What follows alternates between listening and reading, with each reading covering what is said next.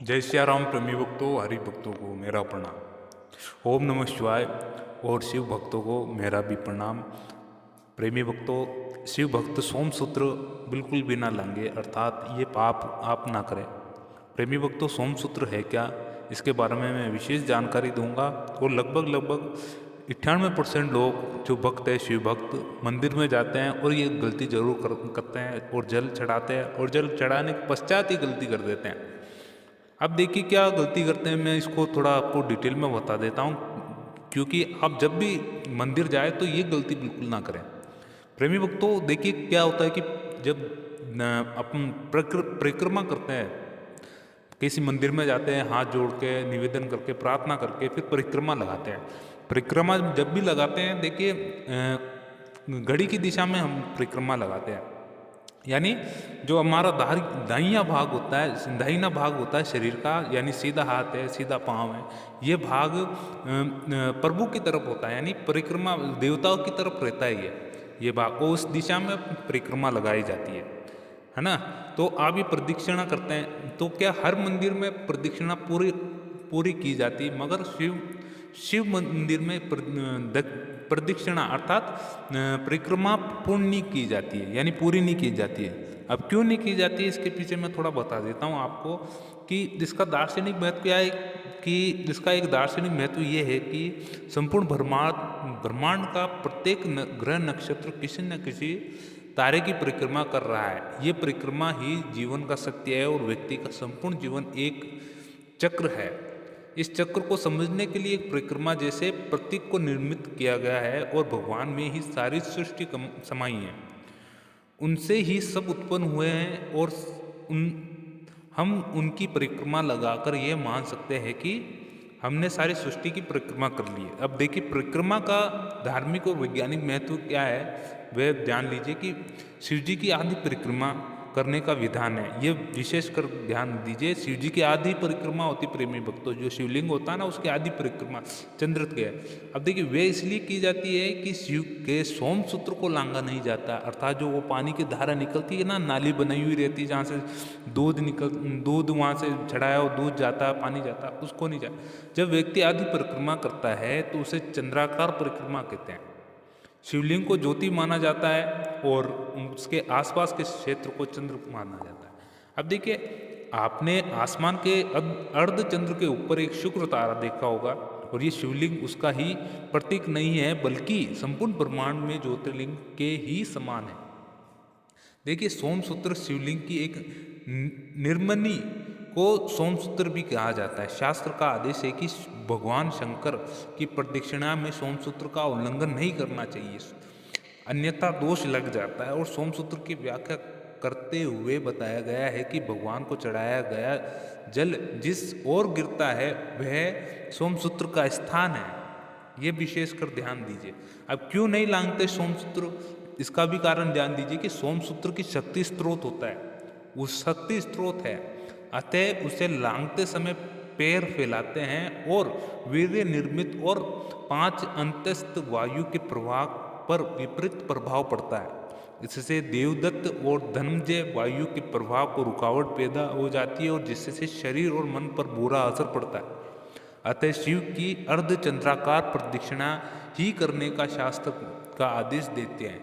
देखिए उसकी पूरी परिक्रमा बिल्कुल नहीं की जाती, ये आप विशेषकर ध्यान दीजिए। इसलिए मैं कह रहा हूँ, काफ़ी भक्त, मैं भी जाता हूँ शिव मंदिर, तो मैंने तो अपने आंखों के सामने देख रखा है, और मैंने जब भी देखा है तो मैंने उनको समझाया है कि शिव जी की कभी भी पूरी परिक्रमा नहीं होती। वो जो पानी होता है वो जल एक तरह का पवित्र जल होता है, सोमसूत्र, उसको कभी भी लांगा नहीं जाता है। अब ये एक बात मान के रख लीजिए, जो अन्न होता है जिसको अपन ना तो ठोकर मारते हैं, जो प्रसाद होता है ना तो लांगते हैं, ये विधान है एक तरह का। अब देखिए तब लांग सकते हैं, कब लांग सकते हैं। अब देखिए क्या शास्त्रों में वर्णित है कि कब लांग सकते हैं, कि तृण काष्ठ पत्ता पत्थर ईंट आदि से ढके हुए सोमसूत्र का, देखिए जो वो नाली होती है ना जहाँ से पानी निकलता है, अब उसमें क्या बताया, तृण है या लकड़ी का कोई पत्ता है, पत्ते से या पत्थर ईंट आदि से ढके हुए सोमसूत्र का उल्लंघन करने से दोष नहीं लगता। जो वो नाली होती है अगर ढकी हुई रहती है तो उसमें दोष नहीं लगता, लेकिन शिव शिव शारद प्रदक्षिणा का मतलब शिव की आधी ही परिक्रमा करनी चाहिए, फिर भी आधी ही परिक्रमा करनी चाहिए प्रेमी भक्तों। क्योंकि अगर आपको ये चीज़ पता चल जाती है कि सोमसूत्र का उल्लंघन नहीं करना चाहिए, तब आपको ये जानकारी होते हुए भी आप ये गलती करते हो तो आपको इसका जरूर पाप लगेगा, ये मान के चलिए। अगर आपको जानकारी है भाई ये सोमसूत्र का उल्लंघन नहीं करना चाहिए, वो शास्त्रों में भी वर्णित है इस चीज़ का, जब आपको बिल्कुल भी इसका उल्लंघन बिल्कुल भी नहीं करना चाहिए। अगर भले ही वो ना उस सोमसूत्र को ढका हो, वो किसी से भी ढका हो, पत्थर ईंट से फर्श से किसी से भी, फिर भी आप अब देखिए किस ओर से परिक्रमा करनी चाहिए। अब ये भी ध्यान रख लीजिए कि परिक्रमा होती है तो किस ओर से होती है, कि भगवान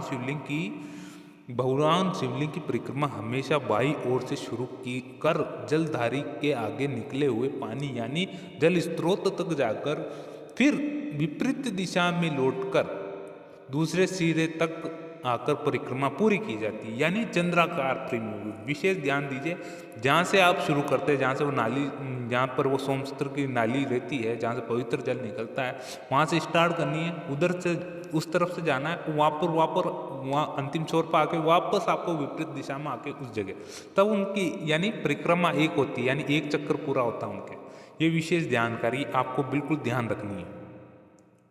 अब किससे कितनी परिक्रमा जानी, देखिए कितनी बार करते हैं। देखिए शास्त्रों के अनुसार पूजा के समय सभी देवी देवताओं की परिक्रमा करने से परंपरा है कि, और सभी देवी देवताओं की परिक्रमा की संख्या अलग अलग बताई गई है। दुर्गा जी के 1, सूर्य की 7, गणेश जी की 3, विष्णु जी की 4 और शिव की आदि प्रदक्षिणा करना चाहिए, ये नारद पुराण में वर्णित है।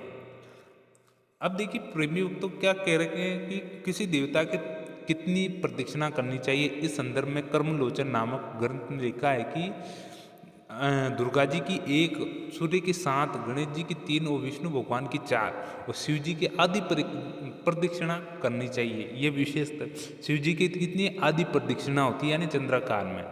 ये मैंने विशेष तौर पर बता दिया शिव भक्तों।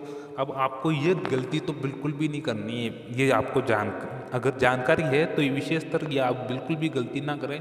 और मुझे ये सूचना बहुत अच्छी लगी क्योंकि मैंने इसको जाना था और मुझको बिल्कुल बैठे बैठे ये याद आया, क्योंकि मंदिर में जाकर आया था तो मुझको अचानक याद आया कि ये जानकारी तो बहुत अच्छी रहेगी, ताकि जितने भक्त हैं उनको बिल्कुल सटीक जानकारी मिल जाए और पता चले। इसलिए जब भी आप जाए शिव मंदिर तो जब भी प्रदक्षिणा आप परिक्रमा लगाते तो आदि लगाएं, और लगाने का तरीका भी मैंने आपको बता दिया है। और ये वीडियो आपको कैसा लगा जरूर कमेंट करके बताएं, और वीडियो को लाइक करना ना भूलें, और सब्सक्राइब कीजिए हमारा चैनल जय श्री राम आपका सहयोगी प्रेमी भक्तों। अगर ये वीडियो थोड़ा सा भी अच्छा लगा हो तो विशेष तौर पर इसे लाइक जरूर करें। तो मिलते हैं अगले वीडियो में। जय श्री राम प्रेमी भक्तों, ओम नमः शिवाय।